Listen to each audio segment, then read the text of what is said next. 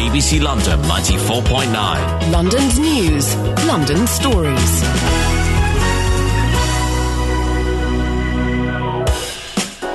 Good afternoon, this is Iain Lee, filling in for Robert Elms. It's for one day only. Don't know where he is. He's probably sat in the park somewhere enjoying the sunshine. Good for him. So I'm here for the next 3 hours. Lots coming up between now and 3 o'clock, including... I have a little bit of live music with Stephen Kellogg. You may remember him from the band The Sixers. He'll be in a bit later on. We'll be talking art, photographs and the like with Miles Aldridge. Siobhan Redmond is coming in to talk about rep. That's like proper acting, isn't it? And also we'll be finding out about some art exhibitions with Alice Rawsthorne. But first of all, and this is where I really need your help, it's a Wednesday, OK? So it's notes and queries. So, I'm kind of, in an awkward position. I need you to call in with your various questions and your queries and your thoughts and your ponderings about things you may have seen in and around London. I don't need to explain this to you. You know it better than I do. Things you've seen, things you haven't seen for a long time but you remember. Are you the only person that remembers it? Anything to do with mysteries or stories or legends of London. If you give us a call, we'll put it out to the listeners and we'll see if we can find the answers. The number is 020 7224 2000. 020 7224 2000. You can send me a text, 81333, start with London, or you can email me, robert.elms@bbc.co.uk. I've got access to his email system, so, don't send any private emails for him until tomorrow. Any queries, any thoughts, any questions about London, get in touch and we'll do our best to solve them for you. This is Iain Lee, sitting in for Robert Elms. 020 7224 2000. And maybe we'll be speaking to you after this. That's the Staves, Mexico. Lover, you may cause me tears, drag me through the best of years, but I love you so. That's nice, isn't it? I'm a sucker when... I could end that sentence there and it would still be appropriate. I'm a sucker when it comes to two girls or a girl singing nice bit of harmony, acoustic guitar. I'm in. Every single time. That totally makes me melt. Good afternoon, this is Iain Lee, sitting in for Robert Elms. Robert is back tomorrow, so don't panic. And we are following the tradition of his Wednesday show and pursuing notes and queries. Any questions, any quandaries, anything you've spotted in or around London that you'd like answers to, then give us a call. 020 722 4200, and we will do our best to answer it. Now, I say we, I mean the other listeners. I won't know the answers. I did panic at the start of the show, thinking, well, no one's going to call in. I'm going to be sat here with egg on my face for the first hour of the show, having no one to talk to. Well, I'm very, very lucky because Vic has called in his cab. Morning, Vic, or afternoon, Vic. How are you, all right? I'm fine, thank you very much, Vic. Are you enjoying this hot weather driving around in your cab? No, it's tough work. I don't want to be a naysayer, I don't want to be a pooper, but it's too hot, isn't it? It is too. We need rain. We do. We need a nice thunderstorm to clear the air. And people go, oh no, we've only just got the sun. It's too hot. I can't sleep at night when it's like this, Vic. I wake in the morning when it gets light. Well, I didn't hear it, but it sounded traumatic. Vic, it's not the best line. What's your query for us? In Dulwich Common. Yep. Near Lordship Lane. Yeah. South London. There's a wood called Springwood. Springwood, Dulwich Common, yep. And if you walk through Springwood, yep, you come to a railway tunnel that's boarded up. Oh, mysterious. And I don't know where it goes. I don't know what it is. But it'd be interesting to find out the history of it. And this is a full-sized railway tunnel, so old trains used to go underneath it? Trains used to go through it, but I don't know where they used to run through because there's, it's just a wood and then you come to a tunnel. And there's no track or anything there anymore? No, nothing. I don't even know where it ends up. Have you not been able to find... You've not been able to follow it on the outside and find the exit? No, you just go through the wood, and then on a track bed, like a walkway. Yeah. It's not even a walkway. It's not like one of these ones that have been renovated, like the Highgate walkway. You just go along it, and then all of a sudden you come up against a tunnel. And have you... Listen, whenever I come up against anything that's boarded up, I can't help but become a 12-year-old boy and try and look through any gaps. Are there any gaps there, any little holes that give anything away? Yeah, children, I think people have walked through it, but it does say danger. No walking. That danger, no walking, naughty, don't do it. But, you've never been tempted to just go in there and just hold your mobile phone up and have a little shine around?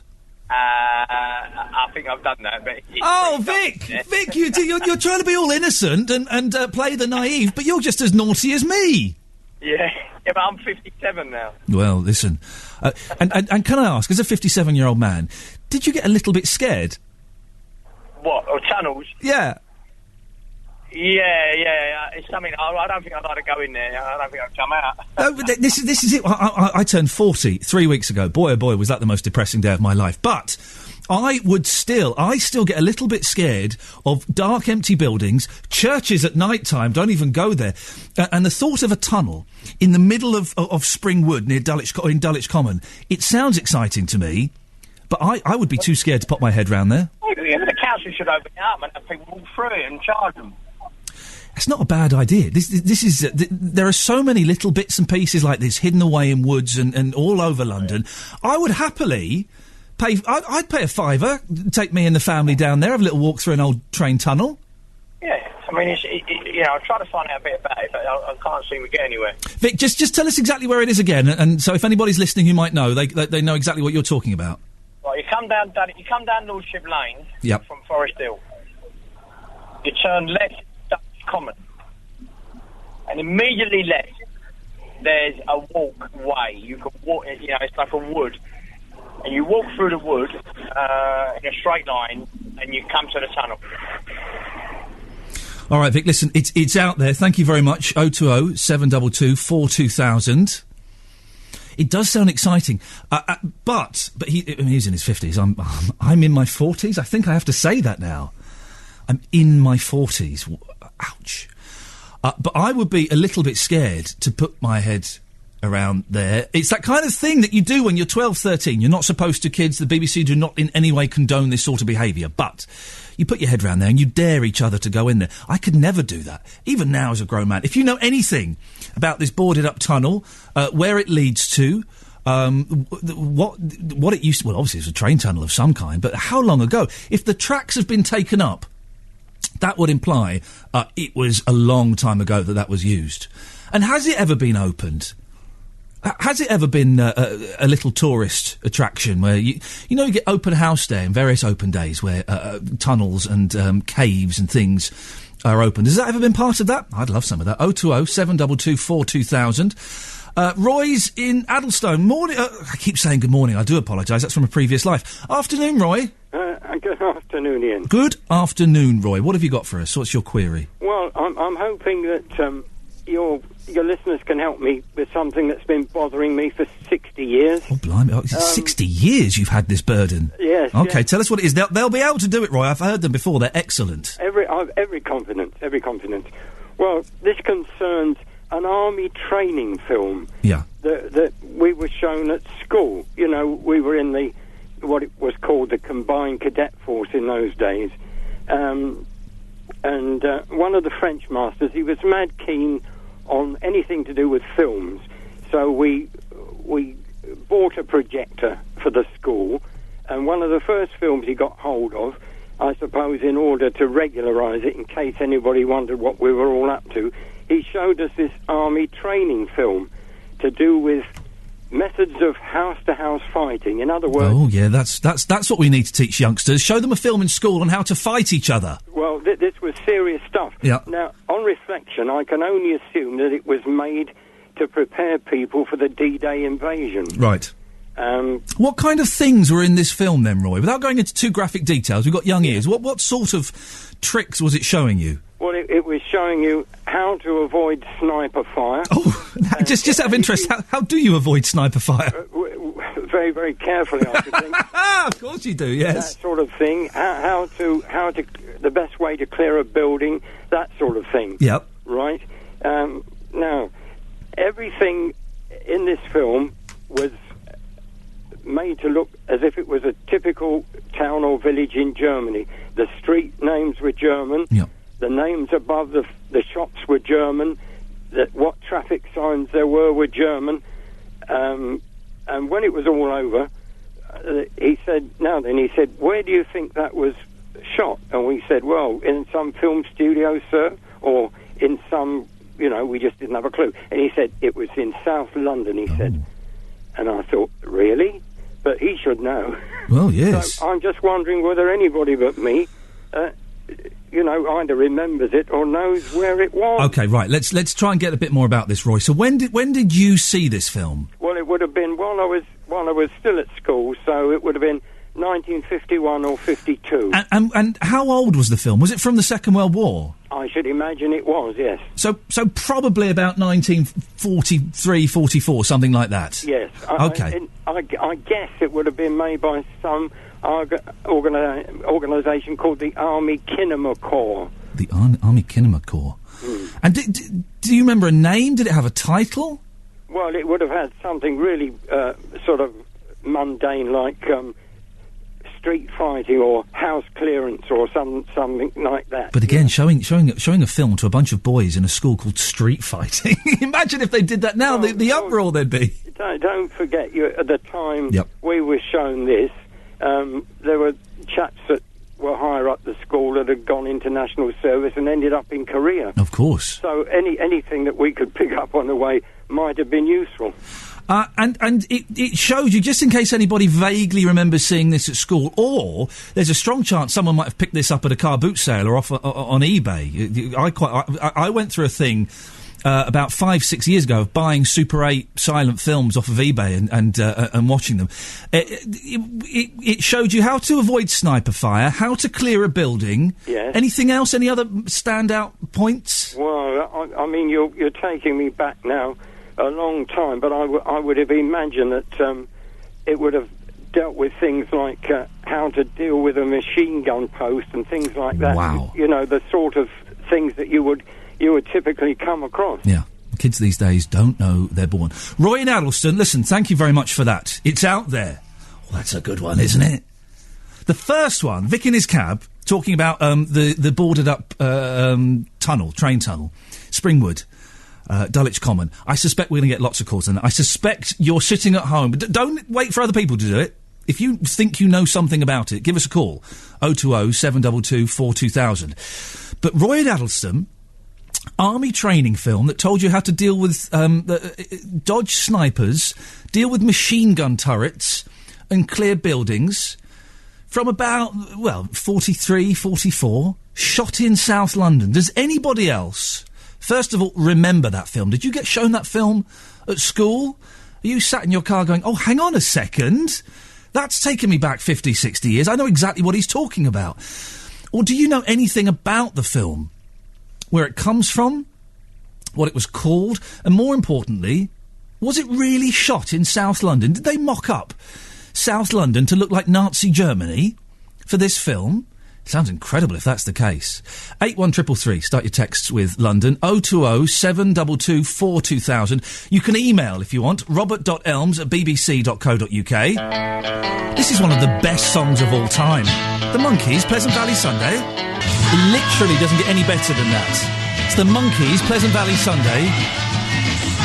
They start a new tour in 6 days' time. Oh, it's in the States.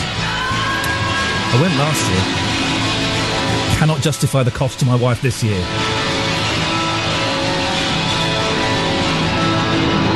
Afternoon, this is Iain Lee. BBC London 94.9. I'm sitting in for Robert Elms. Just for today, he's back tomorrow. Don't panic. We're still doing the usual bits and pieces that Robert does, including notes and queries. I was worried no one would call in. You've been very, very anxious to get in touch. We've spoken to Vic, who's talking about... he's been asking about the mystery railway tunnel. It's all boarded up. It's in Dulwich Common in Springwood. There's no tracks there anymore. He wants to know what it is, where does it lead to, and when was the last time it was open? Has anyone been in there? Have you seen it? First of all, have you seen it? And do you know when it was decommissioned? 020 722 42000. We also spoke to Roy, who saw an army training film in the early 50s, probably from the Second World War, that he thinks was filmed in South London, and it had South London decked out as Nazi Germany. Sounds quite an aggressive thing. It shows you how to dodge sniper fire and to take down a machine gun turret. If you know anything about that film, I know this is going to pan out. We'll get loads of calls about the train tunnel.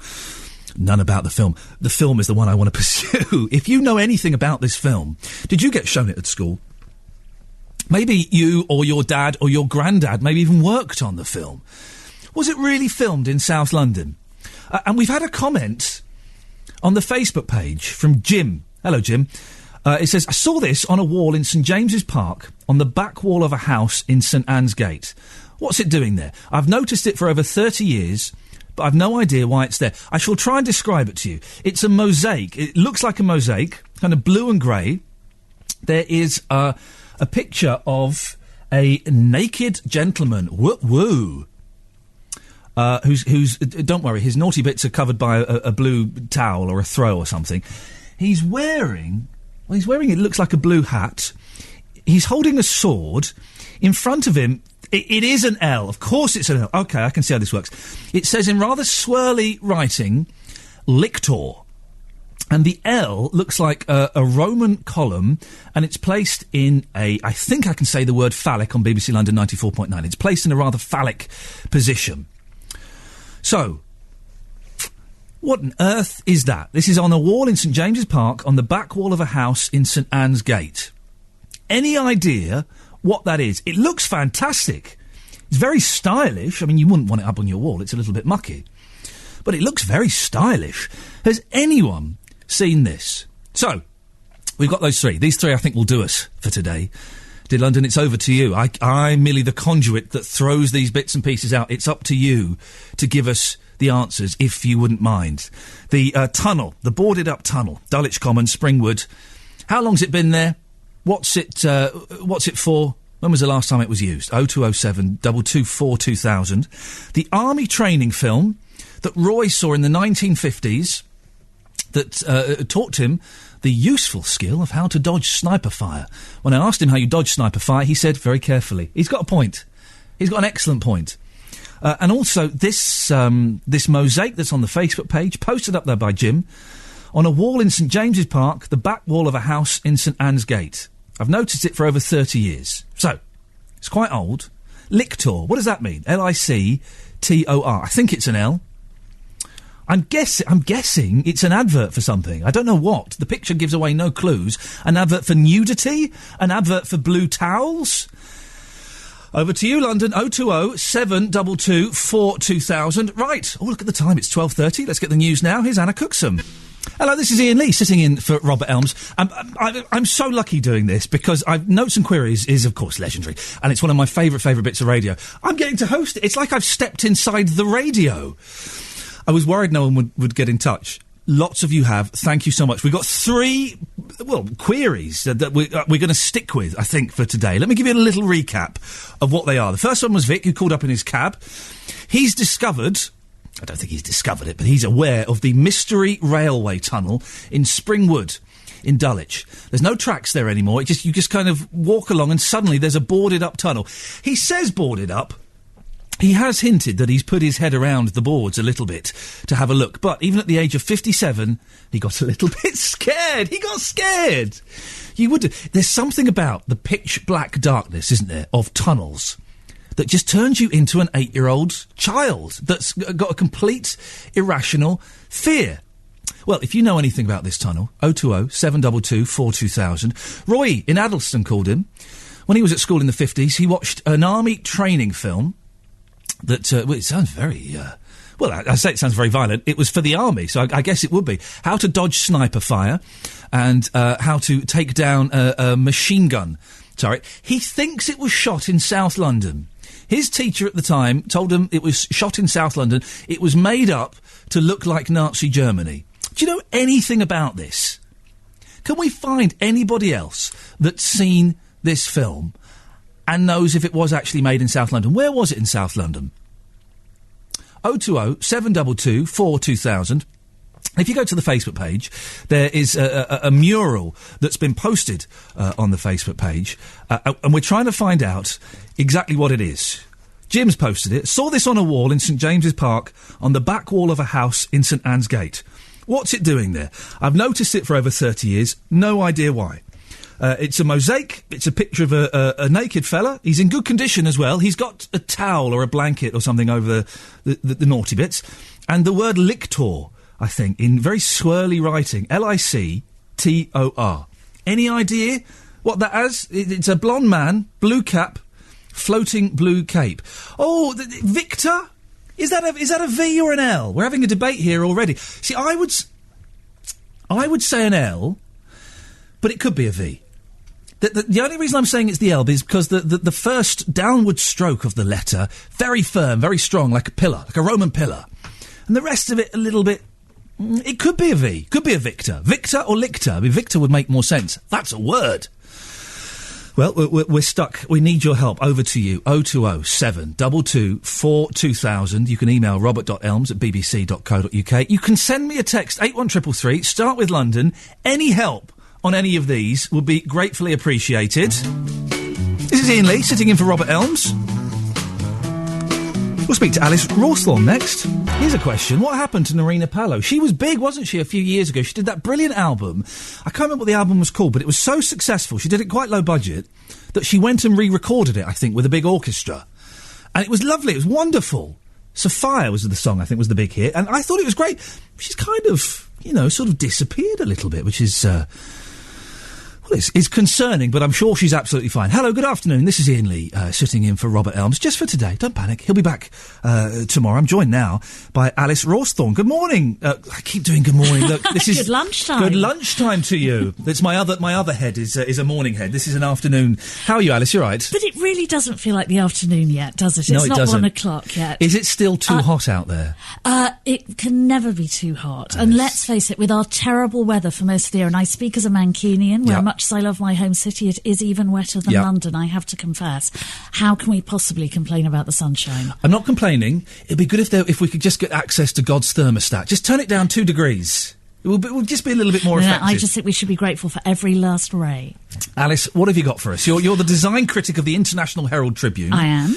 And you've been off looking at various exhibitions and bits and pieces for us, have you? Indeed. And as ever, there's tons going on the London art and design scene.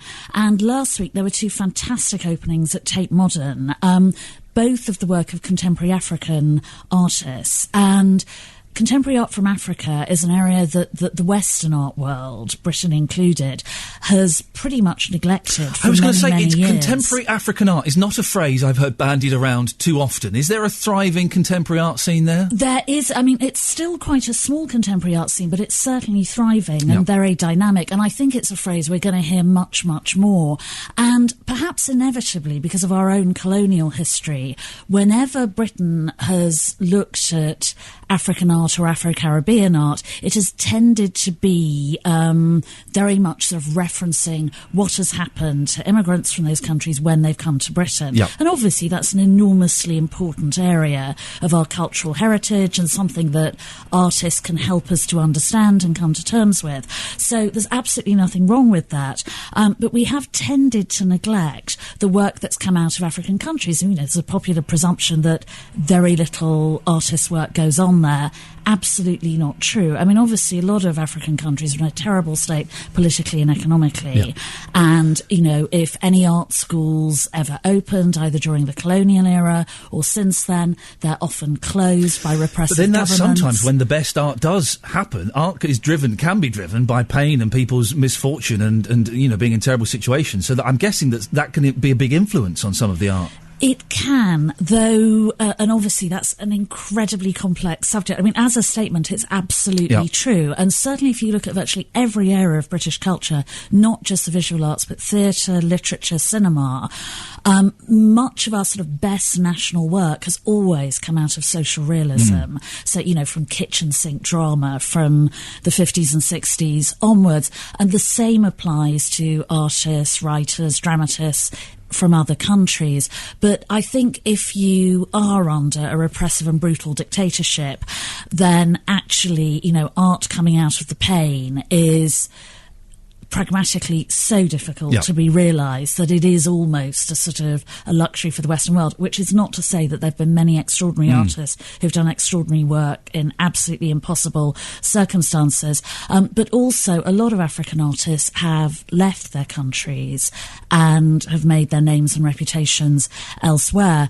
So what have we got at the Tate Modern? What have we got happening? at Tate is the work of two artists from very different parts of Africa, and they have they're from different generations, and they've worked in very different ways. So the first is by an artist from Benin called Meshach Garba, and he has done a massive exhibition. I think it's in 8 of those huge galleries at Tate Modern, and it's called the Museum of Contemporary African Art. And this is a project that began many years ago, actually in the Netherlands, at the Stedelijk Museum, and he has conceived this sort of imaginary museum of contemporary African art. So he's made all the work, all the exhibits, and he adds to it with each new sort of iteration of the project every time it's exhibited somewhere else. He's also conceived the museum cafe, a museum shop, and also an incredible library full of books that have been donated for the project. And there's even a little children's library. So you could spend a really long time and have an absolutely lovely time in this exhibition, because it's not only a fascinating exhibition, because he calls it the Museum of Contemporary African Art. I mean, it's a sort of joke because no such thing actually exists in a formal sense. So he felt free to invent his own. And he returns to the same sort of subject matter and symbolism again and again over the years in the new work he makes for the exhibition. So there's lots of work to do with money, and so he invents his own banknotes, he creates money trees, there are sort of piles of money, heaps of money. He also does lots of work with clothing, sort of working with it in different ways. There's a piano you can play. There are lots of things that you can really enjoy participating in. So you can get your hands on and touch completely. things. See, those are the best exhibitions. I have to say, I was longing to play the piano because I can't. All I can play on the piano is chopsticks, and I don't think I've played that since I was 6. You should have had a go, though. I felt far too embarrassed to have a go, and let's face it, I had no right to expect other people to listen to it. I think that was the rub. But it's a really fascinating exhibition because it tells you so much about his vision of his culture, and also because he's added all these different components to it. The T-shirts in the shop, this huge library full of really amazing books. What kind of books are in the library? Art books. So amazing art magazines from Africa, because there is a sort of thriving zine culture and internet culture. There are also these bikes that he produced for one exhibition, which actually have sort of, old school computers on, the ones that used to be described as greyish, because before the Apple Mac, every computer was that sort of greyish shade of beige. They're on bikes? They're on bikes. What? And so you can actually have access to websites from contemporary art institutions all over Africa. So really interesting art schools, a contemporary art foundation in Ghana that supports Ghanaian artists, puts on exhibitions, has workshops in craft as well as art. So you can investigate all of this. So in other words, it gives you an amazing insight into what is really happening in contemporary art in Africa, as well as this really fun, as well as politically incisive artist vision. So this is at the Tate Modern. This is at Tate Modern, and Tate Modern has acquired everything for its collection. So I think certainly physically it's the biggest ever acquisition. Okay. God knows where or how they're going to store it. I think the idea is it will tour to many other museums all over the world. So I found it absolutely fascinating. Okay, now what's happening at Whitechapel? Well, also at Tate Modern is another African art show, and this is by an older African artist, Ibrahim El Salahi, from a completely different part of Africa. He's from Sudan. And he is an artist in a much more traditional sense. He is an absolutely wonderful painter. And he has experimented. Proper art. Painting's a proper old-fashioned art, but he is a painter in the best possible sense, in that he is constantly sort of inquisitive and experimental with his work. His work is always distinctive. It could only be his work. And and yet he experiments with lots of different forms of painting. So, in certain periods of his life it's figurative, other periods quasi-abstract, in, yet more completely abstract, and he moved around the world a great deal. He actually studied at the Slade School of Art in London, where he did a sort of a personal research project in London's museums, and he has retained very close links with Britain and has indeed ended up living here throughout his life. But because he was very committed to his country, he returned to Sudan and became part of what was called the Khartoum School of artists in the 50s and 60s, who were a sort of generation of very dynamic modern artists working in the Sudan. But politically, things became very, very difficult for artists and intellectuals in Sudan when a more repressive regime took control in the 1970s. At one point he came back to London, he worked at the Sudanese embassy here, he was then recalled to Sudan, and he felt he should go to help his compatriots, and he carried on working throughout. But he was imprisoned after yet another coup in Sudan, so he was in a notoriously brutal jail in a cell with 20 other people for 6 months, but still carried on working on scraps of paper, making marks with bits of dirt he found on the prison floor. And then when he was let out of prison, he left the country. And at first, he stayed in the Gulf, but he now lives rather oddly in Oxford, which he is absolutely devoted to, and has carried on working throughout this period. It's an odd place to end up after spending so long in Sudan and various prisons and travelling all around the world. He's ended up in Oxford. How and is also, he's an incredibly sophisticated, urbane man. Not that many people in Oxford are not, of course. It's just that you would have expected him to have ended up in a metropolis. Come back to London, Paris, New York, Berlin, wherever. But anyway, he has carried on working, and it is an incredible body of work. And one of the lovely things about these big survey shows at both Tate Modern and Tate Britain, the Lowry show at Tate Britain is another example, is they can really give you an opportunity to discover and understand the work of an extraordinary artist who's produced an incredible body of work over the years that's sort of constantly changing, reflecting their own experience, reflecting their political observations and their observations of the world. And this is such an exhibition. I mean, Ibrahim El-Salahi is already a hugely sort of well-respected figure within the art world. He's not necessarily well-known by a wider public, but he's hugely respected by his peers, by art historians, by critics and curators. But he has never had as large an exhibition as this before in Britain. So it's a wonderful opportunity to see it. Okay. And it's a fantastic pairing. Meshack Garber's a much younger artist. I think he's probably in his 40s. And so obviously has a very different experience as an artist. And also has, although his work is, also deeply political and has a great deal to say about, contemporary African culture, there's a cheekiness and an irreverence. I like a cheekiness to it. I do like a bit of cheek. I like a bit of humour in art. Sometimes art can be a bit dour, I find, a little bit straight.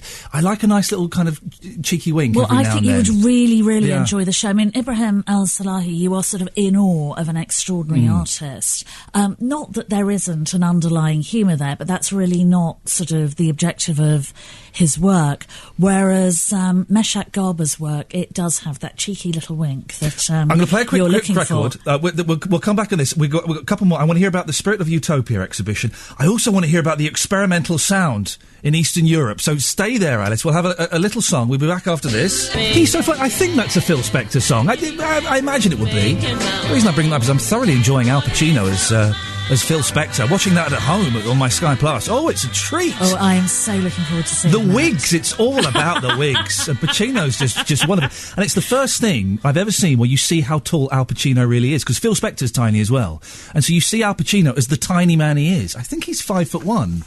Really? That is very, very He's tiny. something like that. Alice Rawthorne is here. We've not got much time. We've got a few more to cram in. So where do you want to go first? Okay, well, very quickly we'll go to the Whitechapel Gallery in Yes. East London for the Spirit of Utopia, which is the Whitechapel's big summer show. And this is a fantastic exhibition. The basic premise is that the sort of modernist vision of a perfect utopia, this amazing future we could all aspire to and, eventually benefit from, is now over, tarnished. It won't happen. Have we and missed so it? new visions of the future are being developed. So it looks at the work of 10 artists from all over the world who have devised alternative, often dystopian visions of the future.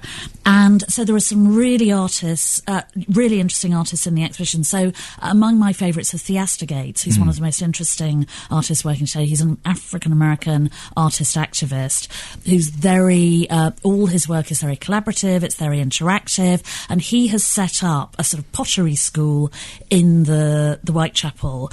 And so a master potter teaches a series of apprentices how to throw pots during the course of the exhibition, and it makes you think of the history of pottery, the arts and crafts movement, which was very active in the area of East London. I tell you what I don't like doing pottery.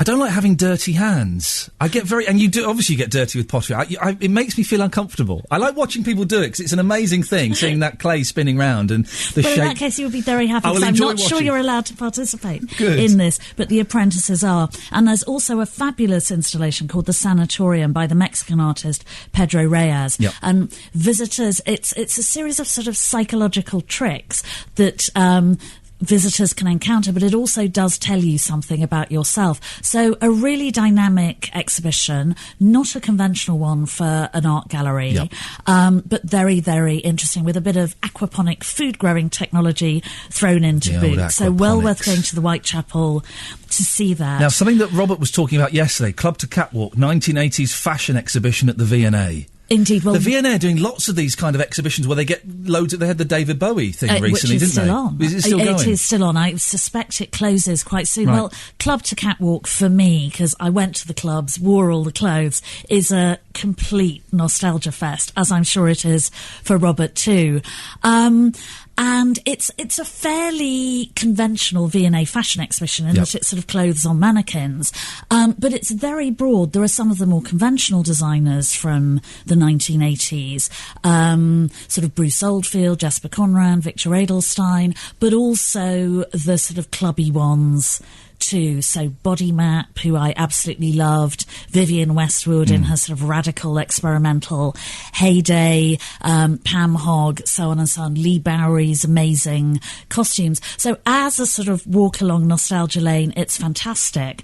And then there is an amazing multimedia installation which has lots of footage sort of from the clubs, of pop promos. Yeah. So that really brings a sort of style culture, what it was like to life. I think there was a lovely quote in The Guardian yesterday from the curator of the exhibition saying when they were installing it, her staff kept on going missing. She'd always find them dancing there. Isn't that brilliant? These things that are within living memory, it's amazing. The 80s look like a foreign country, don't they? It looks like it was so long ago because of the changes in style and fashion and... Well, actually, I'm not sure they do. The 80s, certainly if you see footage of the 80s in the street, it looks like the 1950s. It was so drab, so dreary. Very also smoky. So poor, you know, it was the sort of Thatcherite economic iron fist, and London was, you know, a very poor, very deprived, very drab city. But the clothes, of course... Glam. So many of, you know, so much of the symbolism, the shapes, the references of their clothes have come back and back again and again. Alice, we're running out of time. So actually, a lot of it looks very familiar. 20 seconds, because I want to hear this. This is sounds like my favourite. Experimental sound in Eastern Europe. This is the work of experimental artists and musicians in Eastern Europe during the Cold War. Oh, this sounds from wonderful. 1957 to 1984. Like the African art shows at Tate Modern, completely surprising, incredible work. Artists and musicians that we hitherto haven't heard of here, and this is at Calvert 22, also in East London, and that's on Calvert Avenue off Shoreditch High Street. That's the one that's grabbed my attention most of all. Alice, very nice to meet you. Thank you so much for coming in. Lovely to meet Alice you. Rawthorne, design critic of the International Herald Tribune. Right, it's time to get the travel now with Pippa Sparks.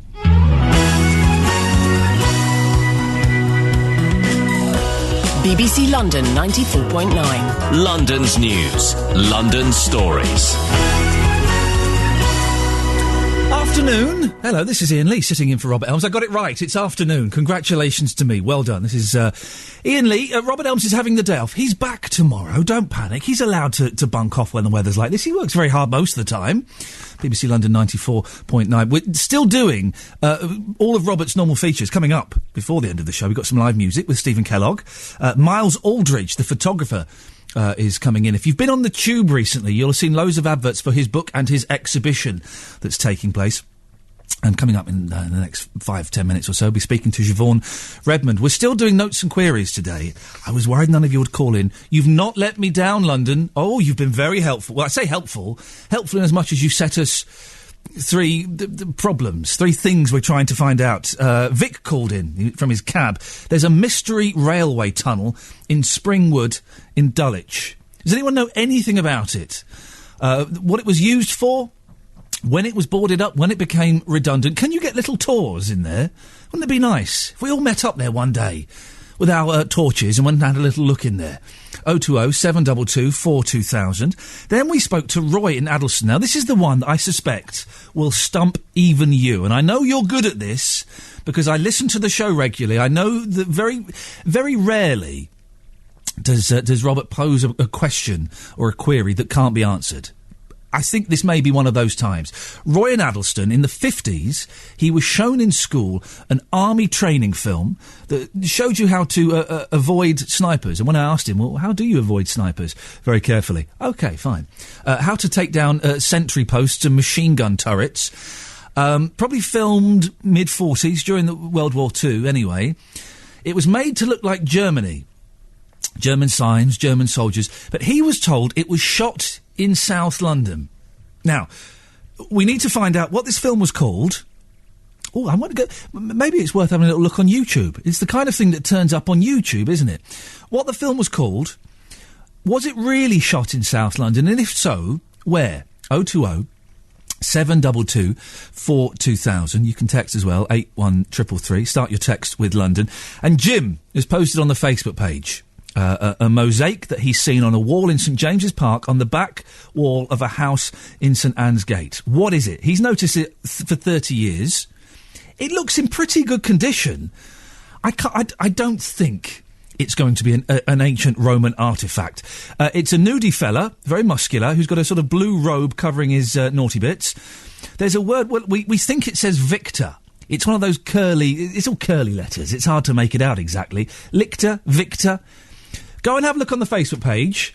And if you can spot what it is, I think you know what it means. 020 722 42000. robert.elms@bbc.co.uk. Now, this is a cracking song. We were debating today whether this song was too soft for us to play or not. Well, it turns out that maybe the computer won't play. Let me see if I can drag it up from here. I tell you why, because it's Chicago. I like a little bit of Chicago, but we weren't sure whether this was going to be too soft. I think for a nice sunny afternoon, this is perfect. 020 722 42000.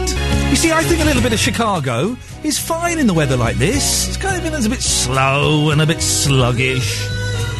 It's nice, it's romantic, I believe. I don't know if anyone considers Chicago to be romantic in the year 2013. I do. It's because I'm a gentleman.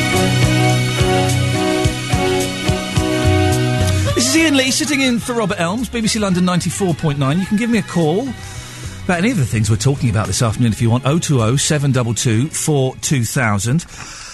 Now, listen, I suppose in this kind of weather, the theatres are perhaps the last place you want to be sitting in, because it can be so hot, but don't let that put you off going. Siobhan Redmond joins me now. Hello, Siobhan. Hello there. Your theatre, is it air-conditioned? Yes, it is air-conditioned. There was a slight blip at the weekend. I think that's been rectified now. Really? I went to see the show upstairs on Saturday night and it was a very hot bunny, but I think it's sorted out now. Now, let's explain why you're here. You're currently one of the cast in the Royal Court's weekly repertory as part of the Open Court Writers' Festival. The theatre has created a rep theatre company. Well, it's an old-fashioned tradition, isn't it, that we've not had in Britain for years, where there would be a theatre company and they would do a play a week and that play would rotate. And why has it been brought back for this? Well, when Vicky Featherstone took over at the Royal Court, when she looked at the programming, she realised there was a kind of 6-week turnaround time where Dominic, the outgoing director, hadn't programmed anything, and before her season actually started. So she asked everybody who worked in the building which writers they would most like to work with again. And then she got all of those writers together on Valentine's Day, the Valentine's Day massacre, as she put it. And she said, you can have the building for 6 weeks. You can do what you want. Fantastic. And Carol Churchill said, well, why don't we have, amongst other things, a rep company? Oh, thanks, Carol. Yeah, thank you. I study performing arts. I've had to suffer under Carol already, so go on, yes. I myself think that Carol should be made to be prompt for 6 weeks, that she should be there every night, but that hasn't happened yet, and we've only got one more week to go after this. So there are 14 actors. Right. And we're only part of what's going on at the court, because there's all sorts of stuff. There's surprise theatre, where you can get a dinner for 15 quid, and you pay 10 quid to see a show, and you don't know what it's going to be. Oh, that's very exciting. Yeah, it was Mark Ravenhill one night. Wonderful. Romola Gary. There's been all sorts of people doing a surprise show-ups. Even we, who are working in the other bits of the building, don't know what it's going to be. Isn't that exciting? Yeah, I like things thrilling. like that. Thrilling. I don't know if the menu works that way. I don't know if you just get given what you're given, What's or this? if you get to choose. This is has anyone walked out? They've paid their money for the surprise theatre. Go, no, to be honest, this isn't what I was expecting. Come on, let's go. No, they haven't, because it's quite teeny, you see, and it takes quite a lot of front to do that. Get up doesn't and walk it? out, yes. But I don't think they've wanted to anyway. Good. No, I'm sure it sounds Playwright at your excellent. table, where you pay money, and a playwright will read some of their work to you. Proper grown-up playwrights. Lost in theatre, there's lots of like treasure hunts around the building. You pick up some headphones, find yourself a play to listen to. There's a soap opera based in Peckham, where they're having an omnibus edition going out this weekend. There's all sorts of stuff going on in the bar on Friday nights. Go back to the one about the playwrights reading to you. Yeah. That sounds Playwright at your wonderful. table. How does that work? Well, take your seats and listen, it says here, as leading playwrights read you their play in a secret location around the building. So a playwright read his play to 7 people in the ladies' loo on Saturday morning. That one's sold out, but there are day tickets available on the door. See, things like that I find really exciting, because there is this perception, and it's wrong, but there is still a perception by some people, the theatre, it's very elitist, it's very stuffy, and it's wrong. And it's interesting tricks like this that I think kind of demystify the theatre. Yeah. And I think the other good thing about this, Ian, is that because the ticket prices reflect the kind of ad hoc nature of the thing, so they're lower than they usually are. Yeah. So people who wouldn't normally think of going to the Royal Court are coming. And that's great. And a lot of really young people are coming. Not that the Royal Court demographic doesn't include young people, but theatre going is a habit. And if you don't get it early in life, you probably won't get it later on, because it's an expensive, bad night out. Yes. You know what I mean? This is why things like theatre to a lot of people is Jersey Boys. No disrespect to Jersey Boys. I took my mum. It's a cracking show. Yeah. But there is more to theatre than someone's greatest hits being loosely linked by a story. Yeah. And you're right about young people. My eldest boy, 3.5. And ever since he was a baby, we took him to live little shows for kids, and then we took him to the theatre recently to see The Tiger Who Came to Tea. And it's that experience of making it normal to sit in a theatre with a couple of hundred other people and watch a live performance, live music and live actors. It's amazing, and a lot of kids don't get that, do they? Yeah, absolutely. I mean, the show that was on in the Rep Company sequence a couple of weeks ago, Pigeons, I think, was marketed quite heavily at kids who were still at school. And I saw that show because I wasn't involved in that one. I saw that one on a night when I was surrounded by kids who were having a ball. They were really having a brilliant time. So it's fantastic. And also, we've got a few ambulance chasers, I'd be willing to bet. People who think, right, you've had a week to learn this. You're not going to remember it. Are you? Well, is that how it works? You have got a week to learn. Are they new plays? Yes, they are. You see, that's the thing that didn't used to happen in the days of Weekly Rep. In the days of old Weekly Rep, you'd get your copy of, I don't know, Lady Windermere's Fan, French's acting edition, which would have all the directions written out in it, so you knew, at that point, I stand by the window. Yeah. All of that kind of stuff, and you learn it in advance. Well, you can't do that with a new play, because it will be changing. There will be things put in, there will be things taken out, as the writer gets an opportunity to see how it works with an audience. So yes, it is quite scary. It sounds like a nightmare. biscuits. Why are you you can't be desperate for work. Why are you doing it? Somebody throws down the gauntlet like that, / offers you that opportunity, you have to do it. Because I didn't anticipate this would be the case, but I work in classical theatre quite a lot, where you get the privilege to work on a big Rory play that's lasted for hundreds of years for a very good reason over a long period of time.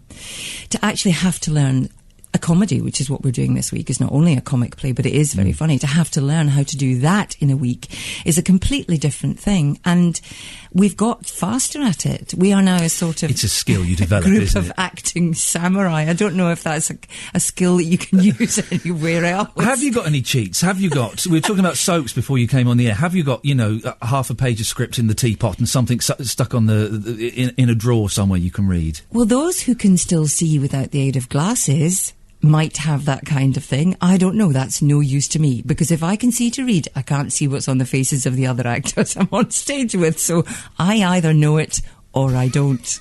But we have got, in the play that we're doing at the moment, there is a little bit of what might be audience participation, what might be audience intervention, what might be carefully planned.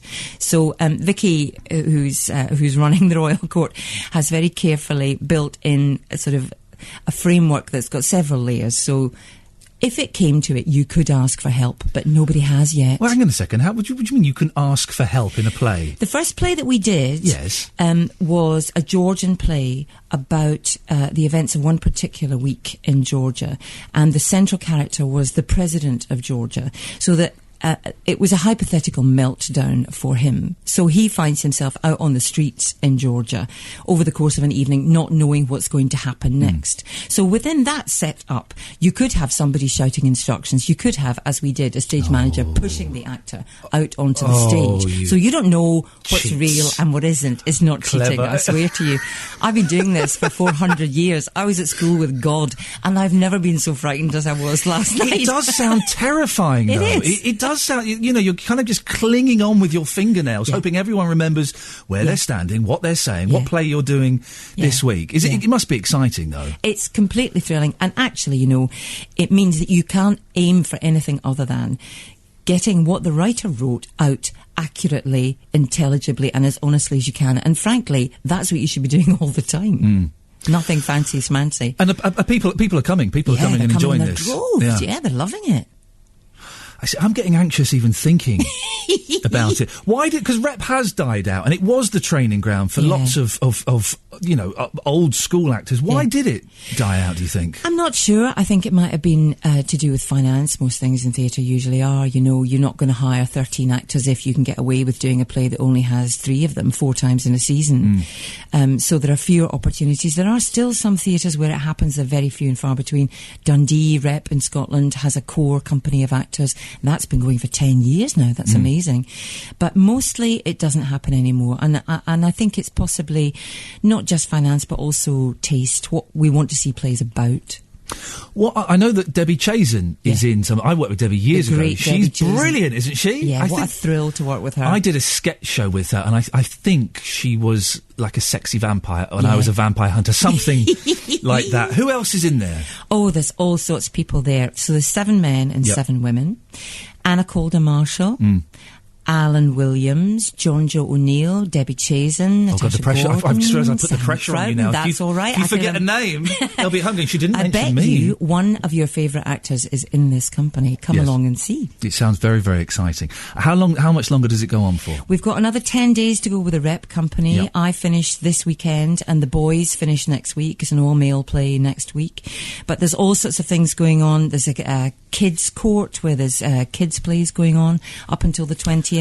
Kids' plays? Yeah, kids' plays. Lovely. A week of plays, workshops and special events curated by playwrights age 8 to 11. Oh, so they're written by by kids? Yeah. Go on the website. Go on the Royal Court website. You can get all this information there. See, things like that, again, I find very exciting when it's kids that are in control. Because kids, no disrespect, I've got some, they are bonkers, aren't they? And their idea, their imagine, they don't have the limitations that we as grown-ups have in, oh, you can't do that, oh no, you can't do that, we'll do it. And they just go and do it, which is wonderful. Yeah, they're thrilling.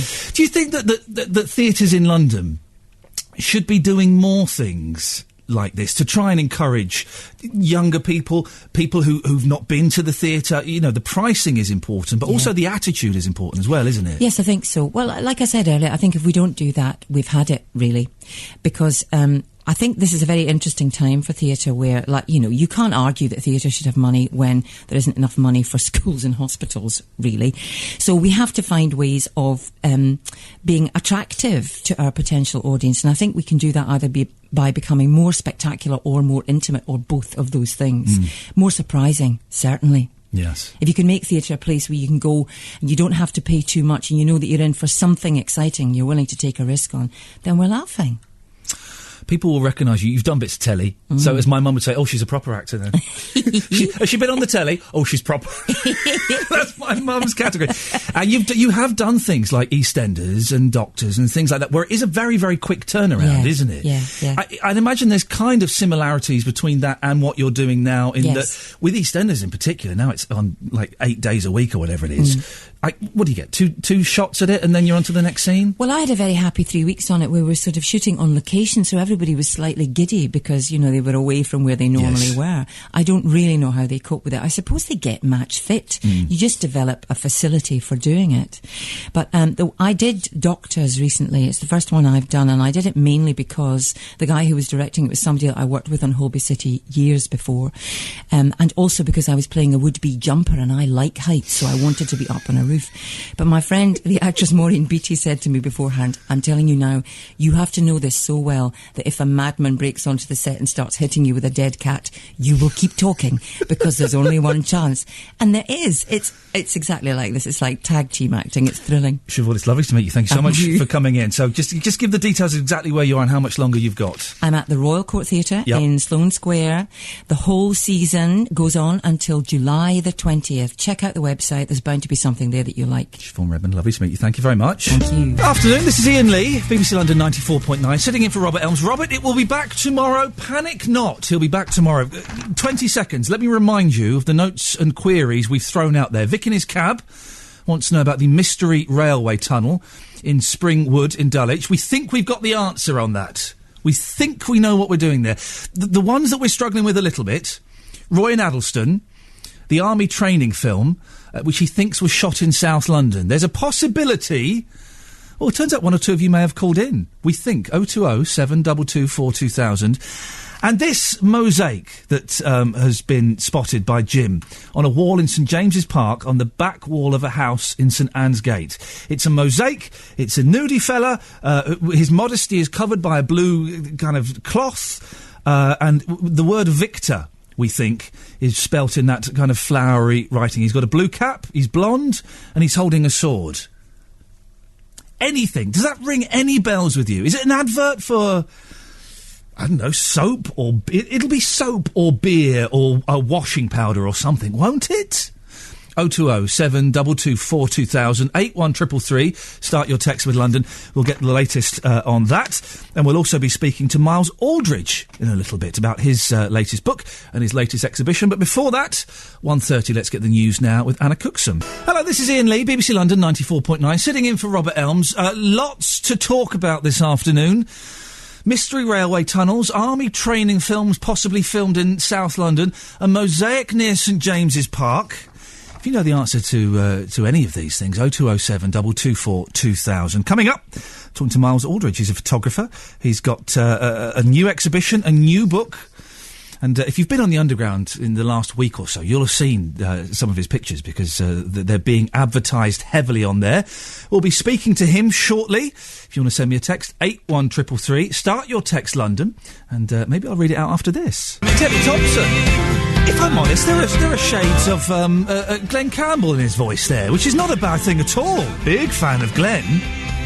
Glenn Campbell's re-recorded all of his hits. That was an odd choice, if I'm completely honest. Now, joined by Miles Aldridge. Hello, Miles. They're all there, aren't you? There we go. Here I am, yes. You're all right? I'm not bad, thank you. Is it still ridiculously hot out there? It's scorching out there, yes. It's too hot, isn't it? Yeah.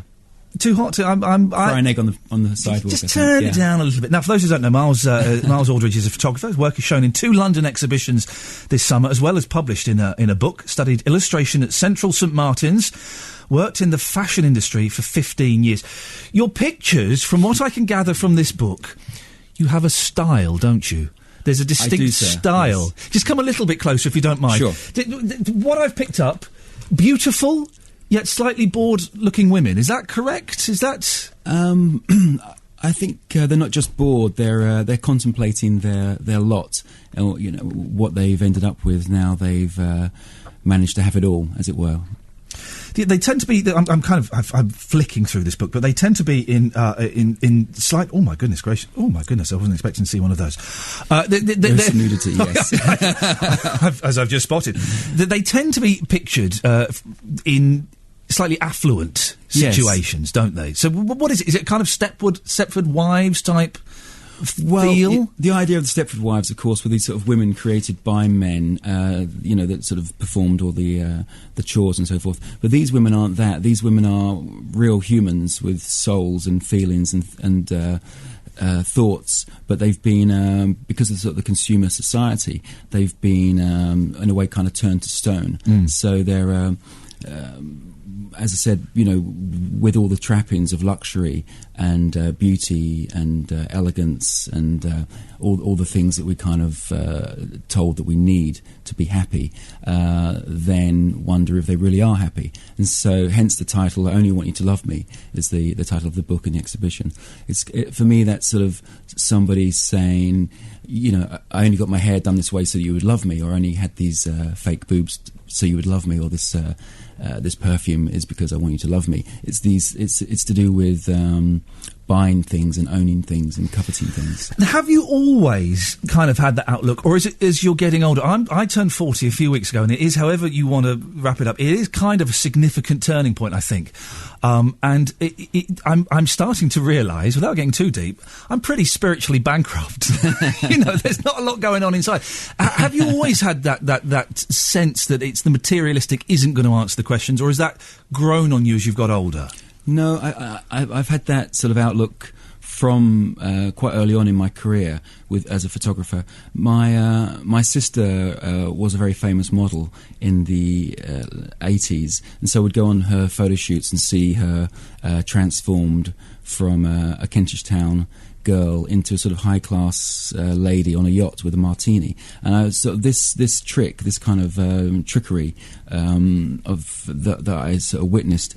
I felt that when I had a chance to say something photographically, that I wanted to send a different message, that that she's on the same yacht, but the yacht is on fire, sinking in the sea, something like that. You mentioned the martini. One of the pictures I spotted in this earlier is fantastic. It's of a beautiful mother, and there's a baby kind of in a cot, and she's ignoring him, and she's holding a martini in one hand, and he's kind of reaching out for it. Yes.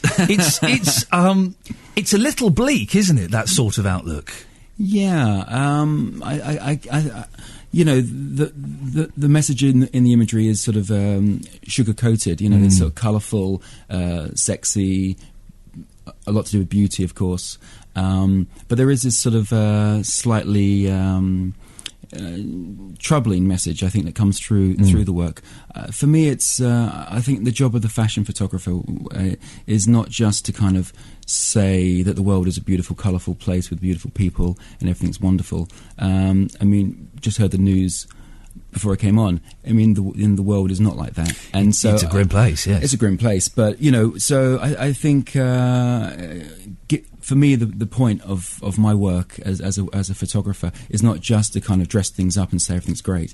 It's I'm sort of hopefully working within a tradition of other photographers like Richard Avedon and Helmut Newton, who not only documented the clothes and the looks of that period, but also reflected the sort of the zeitgeist and the feelings, and often those feelings that filmmakers and writers and musicians convey to us are about a rather unsettled world, not only a world of having it all. You mentioned Kentish Town. Is that where you grew up? Yeah. How does someone go from Kentish Town, a place I know very, very well, to becoming a photographer and an artist in this kind of field?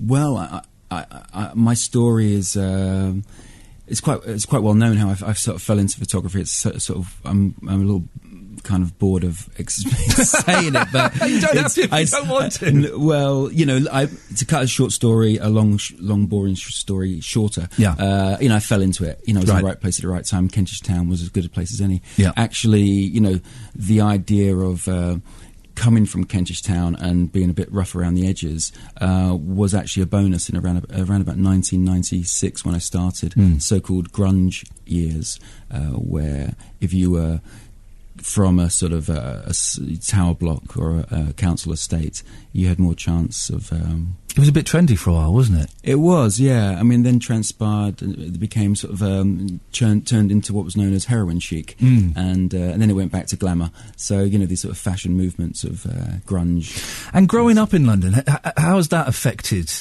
your art?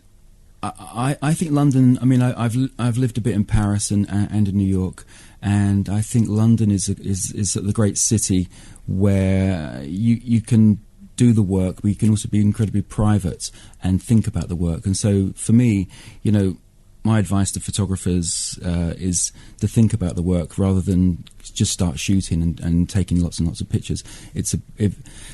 You know, to sort of think about what you're trying to say with the work. And for me, being in London, you're able to do that in the way that in New York or Paris, they're just so small, those cities, that you're constantly being forced to work and be like in the middle of the machine, like working. In London, especially where I live, not far from Kentish Town, actually in Hampstead Heath, you can be very, you know, you can just vanish, and that's where I think the ideas tend to they tend to sort of drop in at those moments. Do you still use old-fashioned film? Or I do. I'm glad you do, because the thing now, it's everyone can buy at a reasonable price a fancy camera that does all the tricks, and because it's all on memory cards, you can take 500 pictures and keep 2 of them, so everyone thinks, oh yeah, photography is easy. I look at this photo of the baby, it's brilliant. And I think some of the skill and some of the respect for photography has kind of gone a little bit. Yeah, and that's a real shame. I think digital has had a very negative effect on photography generally. It's kind of cheapened the idea of taking pictures. It seems incredibly throwaway. I think in response to that, I've made my photography harder and harder to do. So I work on larger and larger format film, which is a slower process, and the whole action of taking photographs on a camera with film instead of a digital camera is that you're constantly uncertain as to whether you've got this picture or not, and therefore you work so much harder to get the picture that you go beyond the picture to find a new image that wasn't even there. I think when you're working digitally, you're doing 2 things. You're taking pictures and then you're looking at pictures, and it's that taking and then looking and taking and looking back and forth that takes your eye off the target, really. And I think you're possibly too easily satisfied with a picture that looks like the one you thought you wanted to take, whereas just going endlessly forward, driven by anxiety that you're not getting this picture, you get a pretty interesting picture. That's my experience anyway. The exhibition, I Only Want You to Love Me, it's the largest exhibition of your work to date. Do you know how many pieces you've got in there? Yeah, there's 55. Is that quite daunting for you, the prospect of amassing this huge body of work in one place? Yeah, it was very daunting when I was given the opportunity to do it, and it's taken 6 months to, from thinking about it to the show opened last night. Editing the work, it's you work in a kind of negative way, so you look at all the work and you start taking things out that you feel you've already that's already been said in another image. This image is better than that image, and so forth. So you're going to whittle it down. My favourite part of the show is at the very end. There's a chapel. It's a kind of pop art chapel that you go into through a small door. It's a couple of degrees colder in there, which makes it feel church-like as well. It's all painted in this amazing fluorescent magenta, and it has these 5 Virgin Marys that I've photographed in 2007 in there. And and there's also a little bench that we put in for people to sit down and contemplate And how does it work with an exhibition like this? Are you in complete control of it, and you say, right, when people come in, they're going to see this, we're going to have the chapel at the end, and then this is going to be the sequence? Is it you in control of it, or do you hand that all over to someone? In all my work, I love to collaborate with other talented people, so the pictures themselves are taken not just by me. I mean, they're my ideas, and that's why the work hangs together as a body of work. But there's brilliant hairdressers, makeup artists and stylists that collaborate on this work. And similarly, with the exhibition, I collaborated with a brilliant designer, a guy called Paul Neal, and between us we went back and forth with these ideas of how the exhibition should be laid out, what the content should be. I saw a documentary on Diana Vreeland, and she did these exhibitions for the Metropolitan Museum in New York in the 70s, and each of those were, every time she did a show, it was the space was painted in a weird colour, like a sort of pistachio, green or cherry red. And I took that idea, and when you see the show, you'll see it actually has 23 different coloured walls that you step through, which present the work. It's interesting. The work becomes different with a field of colour next to it. Really? So that can influence... It does. It influences your eye. You see different colours in the pictures. There's a strange kind of optical quality to it. It's open last night, yes. Somerset House. It goes through to the 28th of September. What kind of people do you think are going to be coming along to this? Who do you think... Well, Somerset House is well placed, on the embankment. I think there'll be people that will hopefully be drawn into the exhibition using my usual trick of colour and beautiful women. Well, this is the cover of this book is the poster that I've seen on the underground, right, of the lady in a yellow outfit with a drop dinner on the floor. It's better than I've made it sound, dear listener. Trust me. Honestly, it's a little bit better than that. But it is an incredibly striking image, isn't it? Yeah, thank you. It's become the kind of the McDonald's M of my show, because this image has been the poster, the book, the postcards. It's sort of ubiquitous around London now. So I don't know. I mean, I have a sort of a fan base. I think they'll go. Then I think I'm hopeful the word will be sort of spread, and that people are interested in imagery, interested in. The very word fashion in Italian is moda, means here now. So for me, fashion photography is about representing what's happening now. So I think I'm hopeful that people are interested in the now, and the here will come. When you take your pictures, you take them specifically in London, do you use London-based crews, or do you have people that go with you all around the world to the various? I do have. Because London's my base. I have a very strong London crew, and it was quite funny actually. I was just in Paris at the weekend shooting for Italian Vogue, and what a great sentence! I was just in Paris at the weekend shooting for Italian Vogue. That's great. And the idea was a Paris balcony is what I wanted to shoot on.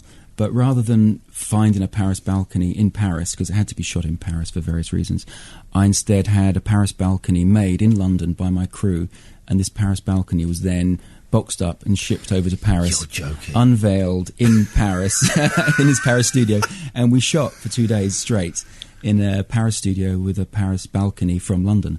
Quite interesting. That's incredible. Yeah, it's quite decadent. It's very. Did you ever dream you'd get to the level where you could say, no, yeah, we'll do it in Paris, but I'm flying over a Paris balcony from London? That's amazing, isn't it? Well, I like the grandeur of that gesture, and I was once trying to find a hotel room for a photo shoot for American Vogue. It's not a bad sentence either. It's pretty good.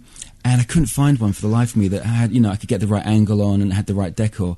And I talked to a friend of mine, this guy called Bill Mullen, who's a stylist, and I said I'm having this problem trying to find a location for us, to do this shoot. And he said, he has a very deep voice. He said, hey, why don't you just build it? And I said, oh God, it's going to cost a fortune. And he just said, David Lynch would build it. And I thought, oh yeah, David Lynch. Okay, good, let's build it. And so since we had that, all right, David Lynch has been an influence as well with films like Blue Velvet. Yeah, I think. He was the one that really showed me that colour and kind of horror, colour and weirdness could go together. So what I'm really referring to is an amazing opening of Blue Velvet, where it's the coloured roses, and then 2 minutes later there's this chopped off ear in this bright green grass, and so I love the shock of that, and it's I thought, since I was interested in colour, this is a kind of a way I could work, hence the spilt chicken dinner on the brightly coloured floor. Miles, it's lovely to meet you. Thank you so much. Thank you for coming in. Miles Aldridge, I Only Want You to Love Me. That's the name of the exhibition. I'm not flirting with him on air. We'll save that for after. At Somerset House through to the 28th of September. Is there a website or anything that you... I have a website, milesaldridge.com, and there's also another exhibition, just in case people need to see more than 55 images of my work. Go on. Which is opening on, what's the day? Wednesday? Oh, Thursday? I think we're on Wednesday Friday. the 10th, yep. Yeah. Opens on Friday at Brancalini Grimaldi in London, in Albemarle Street. Brilliant. In Mayfair. Yeah. Very nice to meet you. Thank you very much for coming in. Thank you very much. What a nice gentleman. What was embarrassing then, as Miles was leaving, the BBC London 94.9 team came in and said, right, can we take some pictures of you for the website and for publicity? They couldn't get the camera to work. So I'm there with one of the most renowned photographers in the world, and we couldn't get the camera to work. Dearie me. Hello, good afternoon. This is Iain Lee, sitting in for Robert Elms, BBC London 94.9. 020 722 42000 is the telephone number. Notes and queries. We'll come to some of your answers soon. Mystery Railway Tunnel, Army training film, and a mosaic near St James's Park. Can you help with any of it? Well, hopefully we'll find out a little bit more after 2 o'clock. Right now, though, let's get the travel with Pippa Sparks.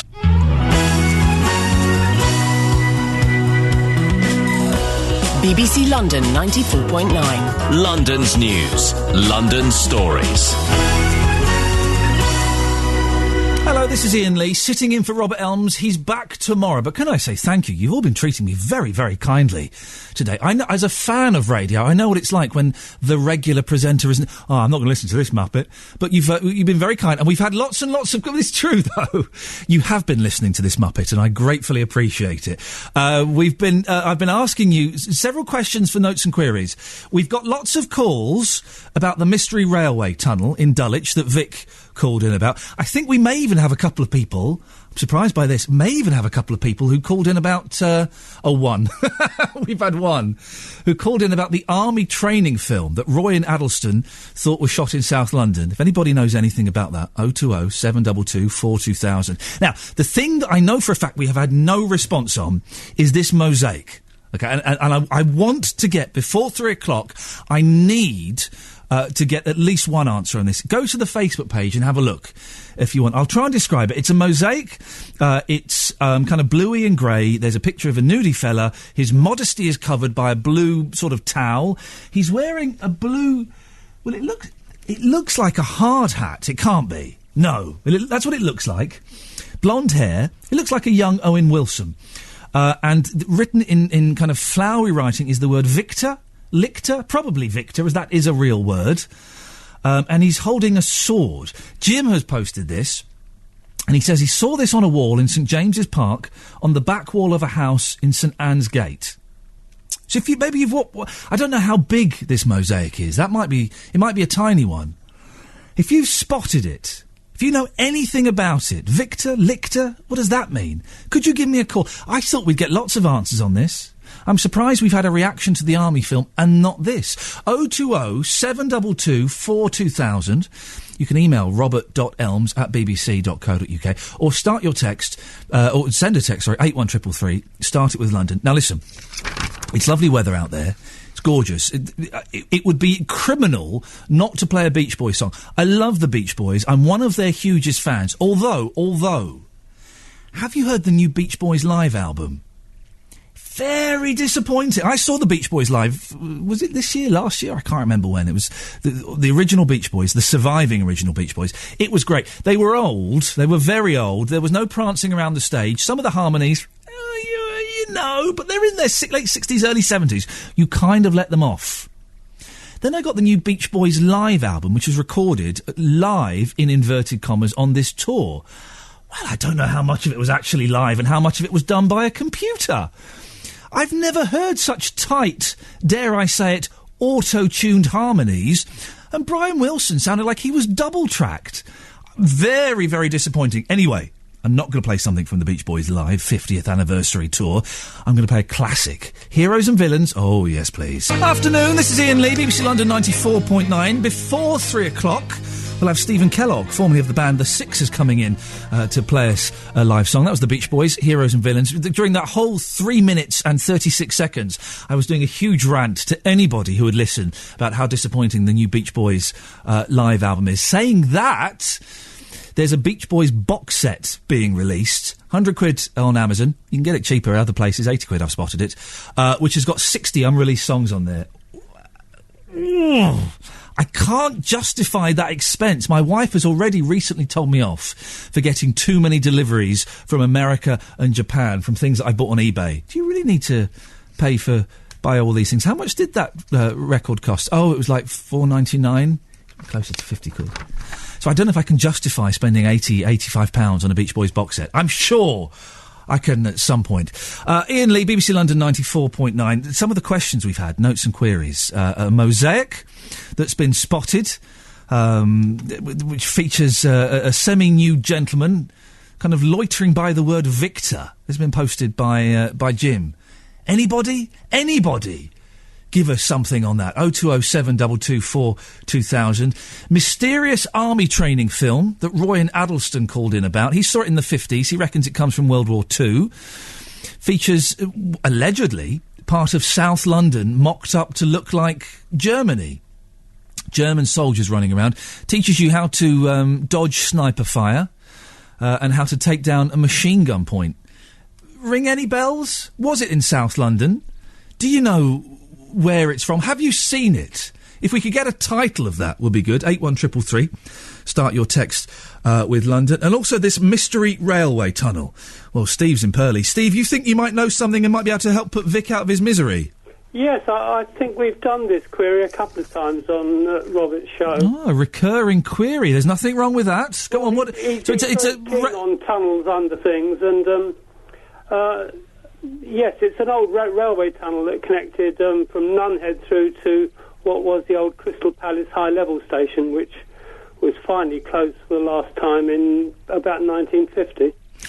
Vic says there's no track there anymore. So would that have been taken up when it closed down? When did they take the track up that they didn't use anymore? Well, it had a bit of a checkered career after the palace burnt down in, I think it was 1937.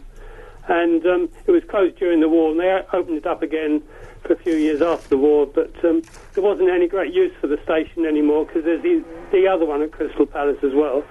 So they closed it finally about 1950 and pulled up the track then and took down the railway bridge as well that went over by the Horniman Museum. So, the Horniman Museum. Well, now there's a place. There's a whole 3-hour special. It was one of my favourite places in London. Is the Horniman. But how long is this tunnel? Is it a big tunnel? Well, I walked through it about 30, 40 years ago, but it's been closed up now. I think it's protected for bats. That's why they don't like people in it, apart from anything else, any safety issues. These blooming bats. See, we can't go in there because there are bats in there.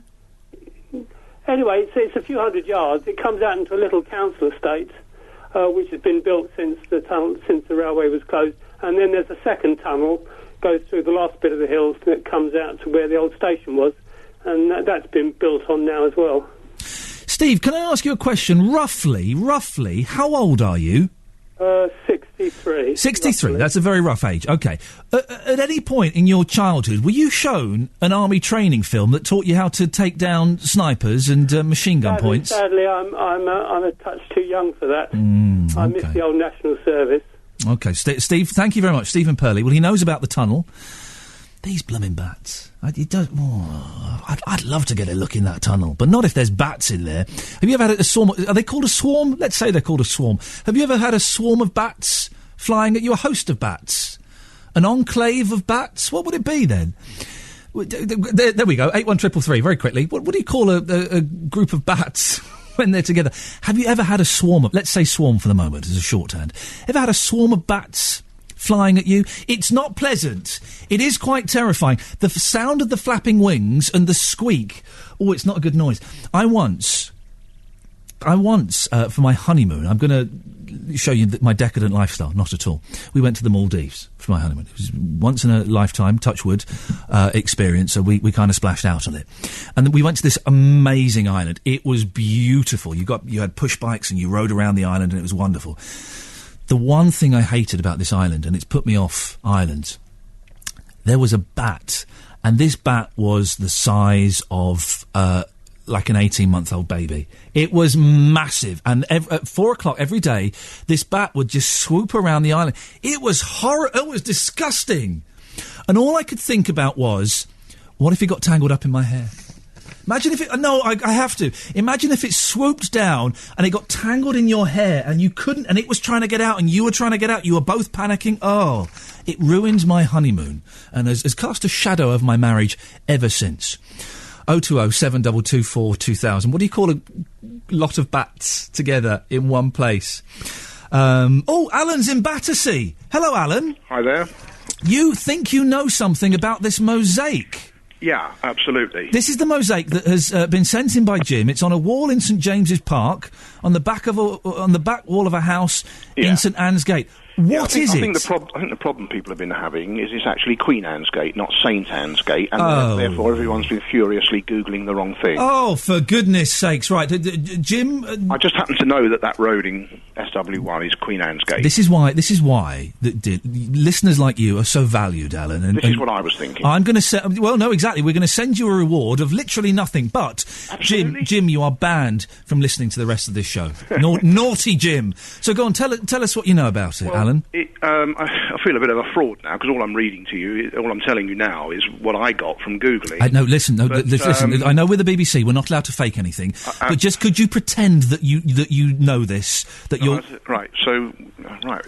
What do you know about this mosaic then, Alan? Okay, it was an advert for the Victor Talking Machine Company. Oh, right. Where they used to make old EMI type, probably not EMI, that was another company, but, you know, the players, like a Victrola, like a player with a horn, you know, his master's voice. Oh, yes, so an old kind of the record player type thing. One of the original record players, some of them use cylinders. Yeah. But anyway, the mosaic was actually an advert of theirs, and it's just been preserved. I presume it's been taken from one of their buildings. Okay. It looks very Art Nouveau in its design.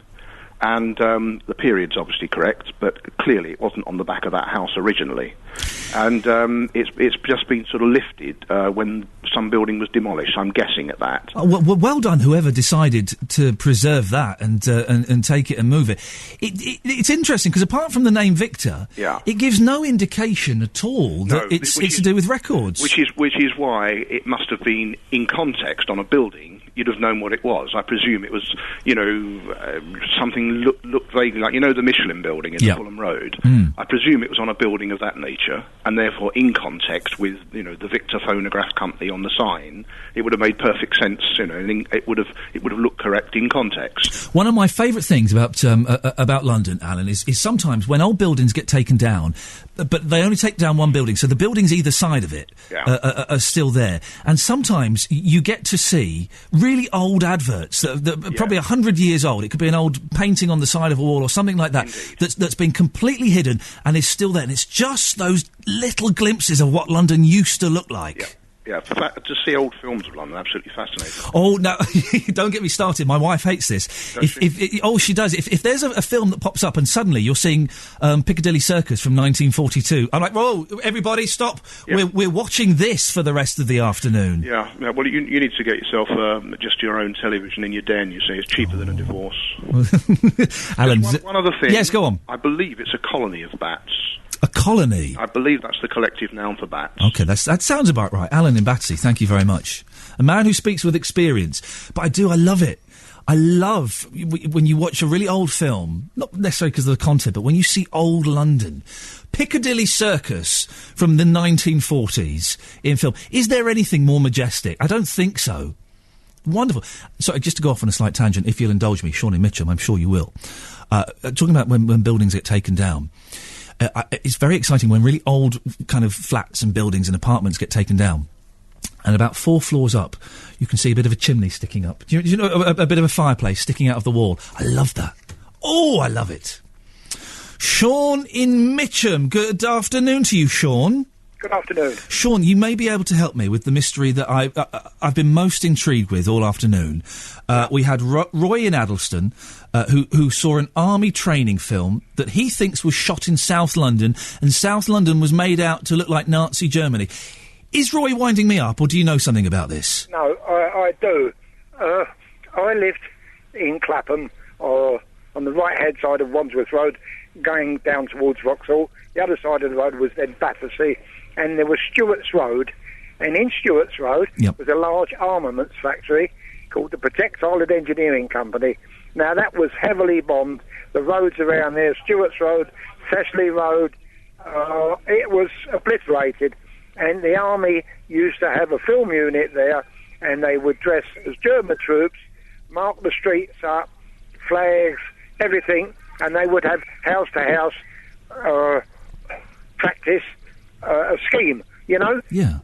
Fighting, hand-to-hand fighting, and clearing houses. And there was quite often a film unit there, and we'd run around and try to get in vision, whether we did or not. I don't know, I've never actually hang on, I always think this is kind of a new practice when you see BBC News or Sky News or something, and there's someone behind the reporter pulling faces. You used to do this with the army, did you? Not that exactly, no, but I've got a name for them, we won't go into that. No, but, thank you. No, you would try, and they used it, I think, on several films. There was a huge mounds of bricks there. Must have been hundreds of thousands of bricks where they cleared, and I think they used it in a few shots from an old film, Human Cry. Oh yes, I'm aware of that. Of course. I'm pretty sure that always looked to me like that. Yeah. But we used to walk down Stewart's Road, down to the Dogs Home Bridge, which is the top of Nine Elms, and we'd walk down there to Battersea Park. Have you seen the specific film that Roy's talking about? No, I haven't. Right, okay. I wish I had. I wish I could find it. Well, it sounds good, doesn't it? I'd watch that. That was it. They used it, and we'd have to sometimes wait and they'd let us pass, and we'd mock the. I mean, all obviously squaddies, English squaddies, but we used to shout abuse at those dressed in German uniforms. we was bombed every night. So. Did no one think? Did anyone kind of take genuine offence and think, "Oh my goodness, we've been invaded"? No. I think it was well known. Okay. It was well policed, and it was well known. And we would go down and watch it. Sean, listen, thank you very much. Oh, I do want to see this film now. Doesn't that sound great? Well, Sean in Mitcham, thank you. Well, we have an answer to it. Who'd have thought it? If you got any more details you want to shed, any more light you want to shed, 020 7224 2000. This is Iain Lee, sitting in for Robert Elms. Coming up in the last 30 minutes of the show, Stephen Kellogg's going to come in. He was in the band The Sixers. We're going to hear his new song, and he's going to play a song for us as well. But before that, let's have a little bit of Smokey, shall we? We answered all of the problems. Very exciting. If anyone knows the name of that film, that army training film that Roy in Addlestone was talking about, that's the kind of thing I could happily spend an evening watching. Do you want to come downstairs and watch this? No, thank you. I'm going to be sat in the spare room watching an army training film from 1943. Why did I marry you? Shouts my wife up the stairs through a veil of tears. If you do know the name, do send me a text, 81333, start with London. But it's coming up to 2:30. Let's get the latest news now with Anna Cookson. BBC London 94.9. Sean, you were there, weren't you? Yeah, I was in the public gallery. And how did you feel about the way the mayor handled it all? It was embarrassing for London. Eddie Nestor's Drive Time. She'd love to get on the property ladder. Not in Battersea, Charlotte. No. Weekdays from 5. That's how we've come up with these figures. And they're really shocking. I'm sure your listeners will agree. They may well be shocking, but what I can't do is I can't compare and I can't contrast. Maybe in 10 years' time to downsize so we can give them a deposit to get them all. No need to change your name. I think that's absolutely right. Just get them out. Just get them out. Get rid of them. Eddie Nestor's Drive Time. Is that not right? Is that bad? BBC London 94.9. Afternoon, Iain Lee sitting in for Robert Elms on BBC London 94.9. It's only for today. He's back tomorrow. Sing hosannas, so don't panic. And thank you so much for all of your help there with the notes and queries. I was genuinely worried no one would call in with the queries and then no one would call in with the answers. Luckily, they did. Last 30 minutes of the show. Coming up, we'll be talking to Stephen Kellogg, who's a musician. He was in the band The Sixers, and we're going to hear his new song, and he's going to play a song for us in the studio as well, which is very exciting. But before that... a little bit of Mike Oldfield, shall we? Why not? Why not? Afternoon, this is Iain Lee, BBC London 94.9. Here until 3 o'clock, and then it's Harriet Scott sitting in for Joe Good. Now, joined by Stephen Kellogg. Hello, Stephen. How you doing? You're very keen and enthusiastic. It doesn't sit well in this country. Has no one told you that before? No, I haven't heard that. Now, I'm detecting an accent. You're from the United States of America. Yes. Whereabouts are you from? Right outside of New York City. And you said that it's even hotter over there than it is here. It is much hotter over there, yeah. This weather feels great to me. Is this like cool for you? Kind of for this time of year, yeah. Well, yeah. But the thing they haven't... Everyone's got air conditioning, proper AC in New York, haven't they? That's true, yeah. So that makes it a bit more bearable. Yeah, well, it feels weird though because you go from extremely hot to extremely cold, and it makes you ill. You're going to catch some kind of. I think it does, and I feel great here in London. So, So listen, let's explain who you are. You're a musician. Your new album, Blunderstone Rookery, first solo album in a long time. Last year, you took a break from the band The Sixers, who've been together for 10 years. Why did you decide to take a break? Well, they're my best friends in the world, and we'd all been out on the road in America for the last 10 years, and just some of the guys needed a pause from that life, but this is kind of the thing that I know how to do, so I've pressed onward, and no acrimony or anything like that. Okay, so you're not going to give us the spiel about musical differences, which means one of them had a drug problem, the other guy I wanted to murder. There's none of that going on. No, nothing quite so glamorous as that, I don't think. So some of them are resting, I'm assuming, but you just pushed on ahead doing music on your own. Yeah, I just at some point you look, you realize you've been doing this and it's what you know how to do, and some of the guys are getting married and they're doing things like that. I mean, but I have my family, and this is just what I do. And are you doing it completely solo, or have you got a new band together that's backing you? Well, I went out and did a solo run, and when I the dates I've been doing here in the UK, and when I come back in the fall, I'm going to be doing solo stuff. But in America, I do have a new band backing me up, and I'll eventually bring them over to here too. The reason you're here, you're playing tomorrow at the Barfly in Camden. That's right. Have you played there before? No, first time. Oh, it's good. That's what I've You're been going to hearing. like it. It's good, yeah. It's a cracking venue. And on the 24th September at the Borderline, Charing Cross Road. That's right, yeah.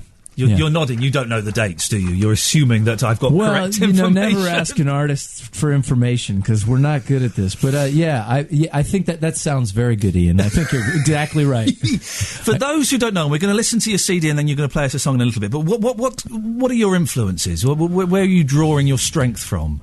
Well, I love early 70s songwriters. Jackson Browne and the Band and Tom Petty and the Heartbreakers, one of my favorites, but Cat Stevens was one I grew up with. Oh, I love a bit of Cat Stevens. Yeah. I mean, my dad gave me that stuff to listen to when I was super young, and I just grew up with it. So that's a lot of where the inspiration comes from. Tapestry, Carole King? Yeah, of course. I have to. No one else will be impressed. This is the book I'm reading at the moment, the Carole King autobiography. Is it good? This is a cracking read. Is it? I love those. She walked into a record producer's office at the age of 15. Said, "Yeah, I'd like to Don Kirshner. I'd like to write some songs." She played him a song. He went, "Okay, yeah, we'll give you a recording contract. Do you want to come in next week?" Isn't that amazing? She was 15. That's awesome. It's a cracking book. Listen, we've got your CD. I've got the vinyl as well, dear listener. Thank you for that. What's the song we're going to play? Forgive You, Forgive Me. Or Forgive Me, Forgive You. I don't know now. Is it the other? That's what it says here. Oh man, I'm probably wrong. Oh god, how embarrassing. No, listen, you're the artist. You can call it whatever you want. Yeah. The name changes whenever you want. Luckily it's not out in the UK yet, so I have a little time to get the titles straight. This is Stephen Kellogg with Forgive Me, Forgive You, Forgive You, Forgive Me. We just don't know, but let's have a listen to it. Okay, well that's Stephen Kellogg. I think we have the definitive title of the song. You've got the album. What is your song called? It is called Forgive You, Forgive Me. You got it right. Yeah. You got it right. I got it wrong. Yeah, but I quickly abandoned my my sense that I was right. Stay true to your art, Stephen. This is what you need to do. You've got to keep that integrity going, man. Thank you, Ian. It sounds great. It's perfect music for this kind of weather, isn't it? It is that, without being too flippant. It's that kind of sunshine sort of sound to it, isn't it? Well, I think there's an optimism that goes through it. You know, I mean, it's not all like happy music, but I do try to keep some optimism and hope in the music. You know. Do you find it difficult to write songs? Do you ever just think, I just can't do this anymore? I've run out of song. No, there's always something bubbling away. There is, yeah. There's always something more to say. I hope it'll always be that way. I'm thankful that it is that way. You know. Listen, you have a guitar with you. It would. By the way. What a nice guitar it is as well. Thank you. It's a beauty. Now, it would be rude of you to come in with an instrument and not play for us. Are you going to give us something? I sure am, yeah. What have you got? This song's called Lost and Found. Okay, away you go. I'm getting that last little ring of the guitar. That was fantastic. Thank you, man. That's great. Thank you. Is it weird just coming into a studio and just singing to me, though? Is that not really intimidating? I know it's your job, but... Well, you know, you're not intimidated. If you were more intimidating, I think it could be, but it's nice. I couldn't look. I had to look away. Yeah. It sounds fantastic. You've got a cracking voice, and it's is that about anybody in particular? When you write a song, are you speaking to someone in particular? Or is it just like writing a fiction story? You know, a little bit. You know, I feel like I'm talking. A lot of times I'm just talking to myself. You know, and that song came because my kids are always losing things, and they came home one day. I lost my jacket for like the 5th time that year. Oh man! And I'm thinking that's a great jacket, and the fact that it's sitting in a lost and found doesn't make it any less great. And then it occurred to me the same thing happens with people. You know, you can get lost. You can lose your way, and you're no less, worthy or good. And I thought that was kind of an interesting idea that you can be sort of lost, and it's still a great jacket. You're still a great person. You just Stephen, you'll always be a great jacket to me. Hey, you will be a great jacket to me. How old are your kids? They're all girls, and they're 8, 5, 2, and 10 months. Man alive.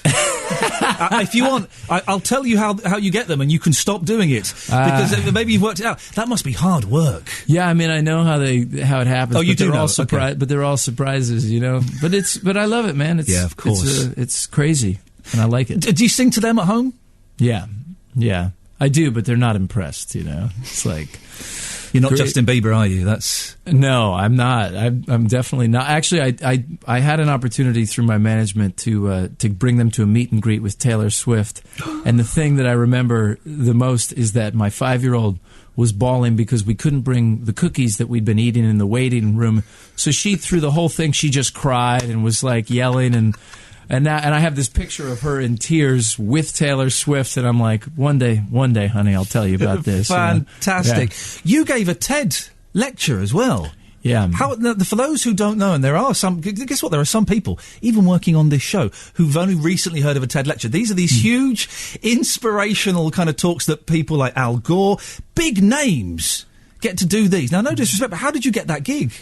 The curator was a fan of what I do, and so I got the call, and you immediately say yes because it's an honor. Wow! And then you have no idea what you're supposed to say. Then it's terror for 2 months while you prepare something that is worthy of being listened to. What did you talk about?